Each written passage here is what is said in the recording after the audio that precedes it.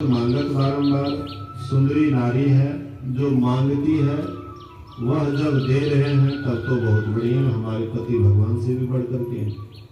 और कहीं मांग में कमी हुई तो पता नहीं क्या क्या कह देती है। इसीलिए नारी सुंदर वस्त्र भूषण मांगत बारंबार, नहीं ला कर देवे तो मुखड़ा लेत बिगाड़ देवे अपने स्वार्थ का बिगाड़। मित्र प्यारे सगे संबंधी सब मतलब के यार, कह ब्रह्मानंद छोड़ो ममता सुमरो सृजनहार। ब्रह्मानंद स्वामी कहते हैं कि मित्र प्यारे सगे संबंधी जितने भी हैं सब मतलब के यार हैं। पहले मैं कीर्तन में जाता था तो अंतिम में समदन का एक छोटा सा कड़ी हमको याद है।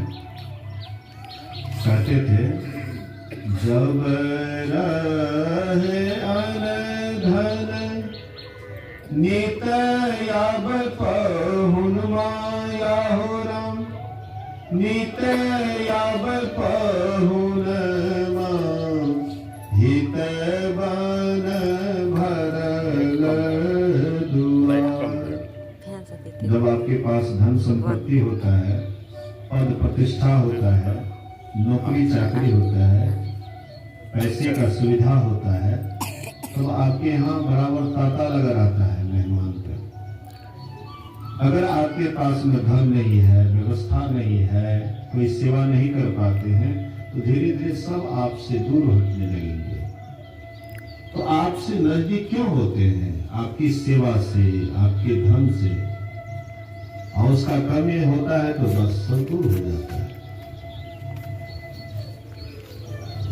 घटी गेल अनधन छूटी गेल पहुन माया हो राम, छूटी गेल पहुन हित बन तेजल दुआर। जैसे अंधन आपका समाप्त हुआ, वैसे ही आपके यहाँ सब धीरे धीरे आना बंद कर देते हैं। इसलिए गिरधर कुंडलिया में है, साईं सब संसार में मतलब का व्यवहार। जब लग पैसा गांठ में तब लग ताको यार, तब लग ताको यार, यार संग ही संग डोले। पैसा रहा ना पास, यार मुक्ते कछु न बोले। कह गिरधर का विराज जगत यही लेखा, करत बेगर जी प्रीत यार कोई बिरला देखा। बिना गर्ज का, बिना मतलब का कोई आपसे प्रेम करने वाला नहीं है। प्रायः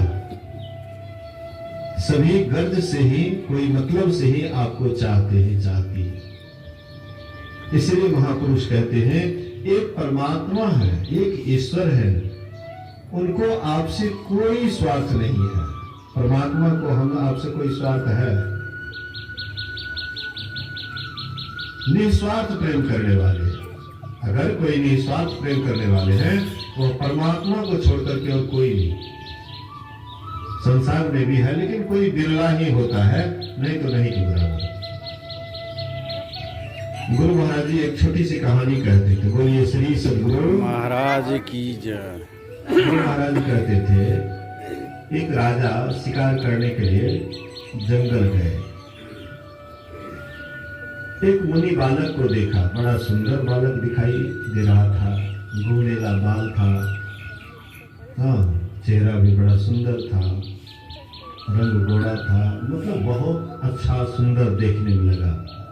राजा उनके रूप को देख करके, उनके छवि को देख करके द्रवित हो जाता है, मोहित हो जाता है। और राजा कहते हैं, मुनि बालक तुम मेरे साथ चलो। मुनि बालक कहते हैं, तुम्हारे साथ जाऊंगा तो तुम क्या करोगे?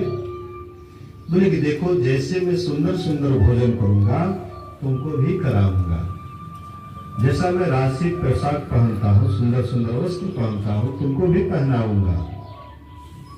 और सोने के बाद जो हमारा पहरा पहरेदार करता है, तो तुम्हारा भी पहरा पहरेदार करेगा। मुनि बालक कहते हैं कि सुनो,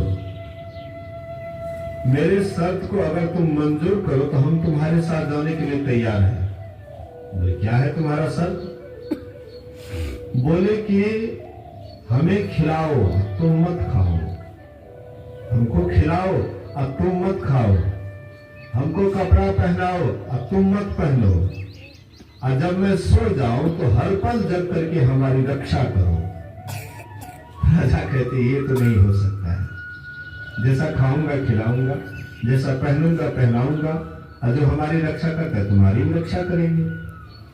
मुनि बालक कहते ऐसे मालिक की मुझे जरूरत नहीं है, मेरा मालिक तो ऐसा है कि खुद नहीं खाता है हमको खिलाता है, खुद नहीं पहनता है हमको पहनाता है, और जब मैं सो जाता हूं तो हर पल जग करके हमारी रक्षा करते हैं, पहरा करते हैं। ऐसे मालिक को छोड़ करके जो इंद्रियों का गुलाम है उसके साथ जाऊंगा?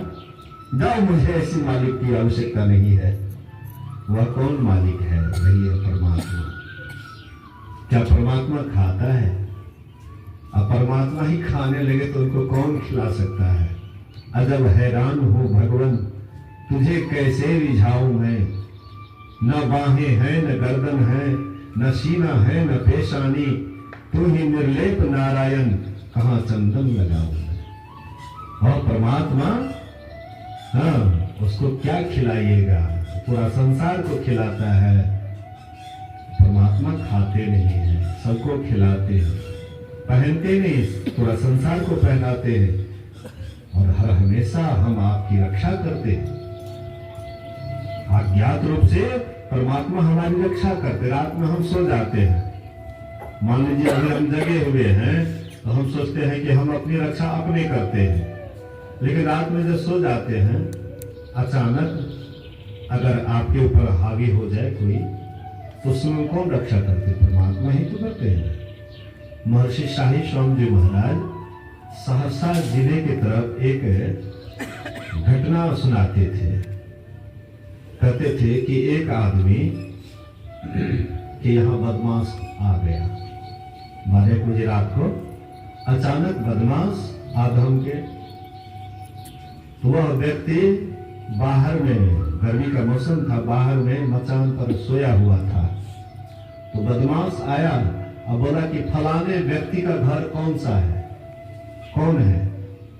तो मतलब सोए हुए थे, जगे तो विचार नहीं किए, कहते हैं कि क्या बात है, हम ही हैं।